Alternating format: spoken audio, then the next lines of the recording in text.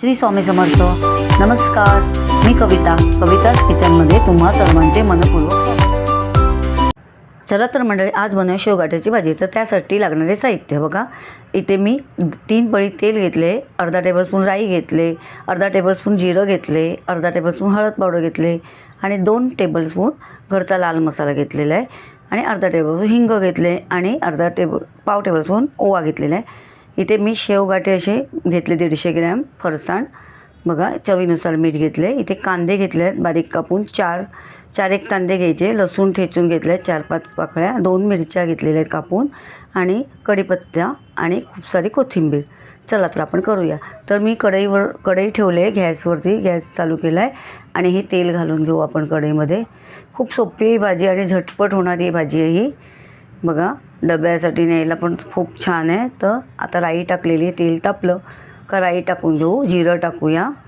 आता राई जिरी तडतडून दे. आता हिंग टाकलं आहे आपण. आता कढीपत्ता, आता ही कढीपत्त्याची पानं घालून घ्यायची तेलावरती बघा. खूप छान लागते ही भाजी. तर आता आपण लसूण घालूया, असा ठेचलेला लसूण बघा. असा लसूण थोडासा फ्राय करूया तेलावरती थोडासा. आणि आता मिरच्या घालून घेऊ आणि मग आपण हा कांदा, मिरच्या थोड्या परतल्या का आपण त्याच्यात कांदा घालून घेऊ बघा. आता आपण कांदा घालून घेऊया. झटपट होणारी भाजी आहे ही बघा. मस्त अशी छान, कांदा भरपूर टाकायचा, कांद्याने छान टेस्ट येते भाजीला. तर बघा आता आपण कांदा घालून घेतला आहे. कांदा पण चांगला थोडासा परतून घ्यायचा तेलावर. थोडीशी अशी कोथिंबीर टाकायची, म्हणजे छान टेस्ट लागते कांद्यासोबत. तर आपण कांदा परतून घेऊया. थोडा कांदा असा परतून घेऊ बघा.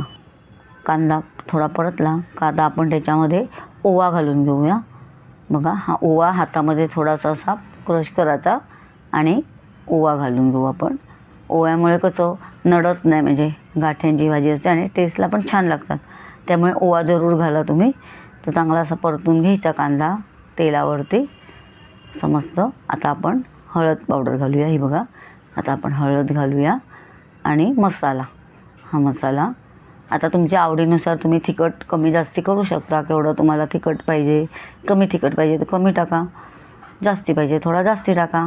आता आपल्या आवडीनुसार आपण टाकायचं तिखट. तर बघा असं हे करून घ्यायचा, मसाला चांगला परतून घ्यायचा बघा. आता चांगला मसाला परतून झालेला आहे. आता आपण चवीनुसार मीठ घालू. या कांद्यातच मीठ घालायचं आणि म्हणजे बरोबर बघून घालायचं, कारण कसं फरसाण गाठ्यांमध्ये मीठ असतं, त्यामुळे आपल्या थोडंसंच घालायचं. आणि थोडीशी कोथिंबीर पण आपण घालून घेऊया ही बघा. थोडी कोथिंबीर घालूया. तर बघा कोथिंबीर घालूया, त्याच्याने पण छान टेस्ट लागते. त्यामुळे कोथिंबीर पण भरपूर घालायची आहे भाजीला.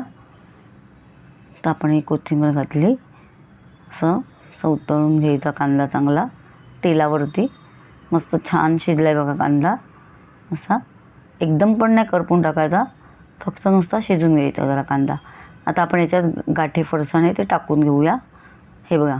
आता हे नुसते थोडेसे हे म्हणजे फिरून घ्यायचे, जास्ती पण याला शिजवायचं नाही. आता आपण गॅस घालूया. हे जरा चांगलं असं फिरून झालं कांद्यामध्ये, सगळा मसाला लागून झाला का आपण गॅस घालायचा, नाही तर मग ते गाठी नरम पडतात. आपल्याला ही अशी सुकी भाजी आहे ही, म्हणजे त्याच्यामुळे जास्ती शिजवले का नरम पडलेले नाही बरे वाटत. तर आपण आता गॅस घालूया. हे चांगला कांदा परतून झाला का गॅस घालून घ्यायचा. चांगला कांदा म्हणजे त्या फरसाणला चांगला कांदा लागला गेला पाहिजे असा झाला का मग गॅस बंद. आता आपण गॅस बंद केला आणि वरून कोथिंबीर टाकायची. तर मी गॅस बंद केला आहे आणि वरून ही कोथिंबीर घालते बघा. हा मस्त एक नंबर लागते चवीला. तर तुम्ही नक्की ट्राय करा ही भाजी.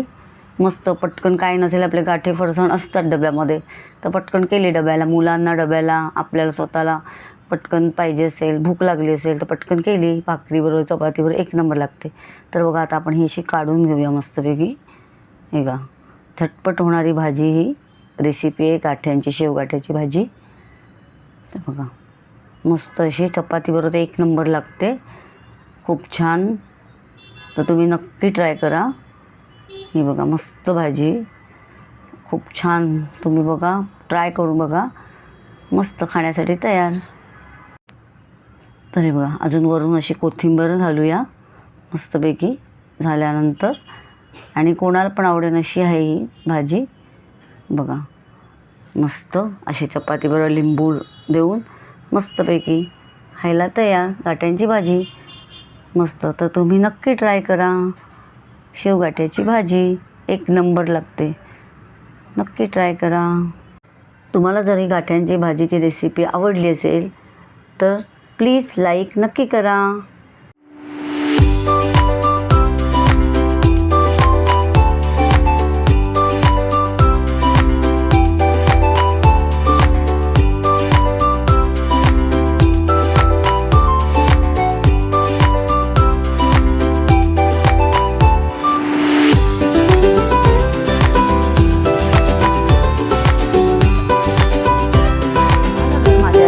आवडत असतील तर अशाच गोड तिखट नवनवीन रेसिपीज पाहण्यासाठी तुम्ही माझ्या चॅनलला सबस्क्राईब करा आणि बेल आयकॉनला प्रेस करा.